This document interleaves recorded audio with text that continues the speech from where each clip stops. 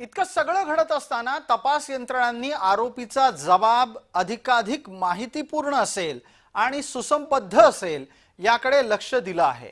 म्हणूनच सुदर्शन घुलेच्या जबानीत जे समोर आलंय त्यामुळे वाल्मिक कराड हा आणखीन गोत्यात येणार आहे। सुदर्शन घुले काय म्हणालाय ते पहा।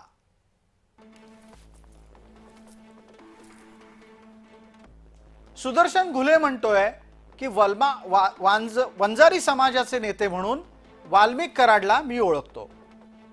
सुदर्शन घुलेचं पहिलंच वाक्य आहे, वंजारी समाजाचे नेते म्हणून वाल्मिक कराडला तो ओळखतो।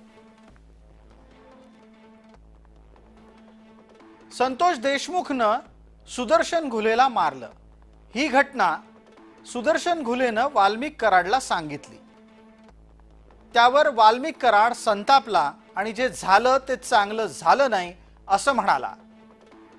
सुदर्शन घुलेनं जबानीमध्ये पुढे म्हटलं की जो आड येईल त्याला आडवा करा, या शब्दात कराडनं पुढे काय करायचं याचे आदेश दिले आणि त्यासाठी विष्णू चाटे याच्याशी संपर्क करायला सांगितलं। ही सगळी जी घटना आहे हे सगळे आरोपी एकच आहे। या आरोपींनी अपहरण करून जी हत्या केली त्या संदर्भात निकम साहेबांनी एकदम स्पष्ट शब्दामध्ये प्रसार माध्यमांना आपली प्रतिक्रिया काल दिलेली आहे।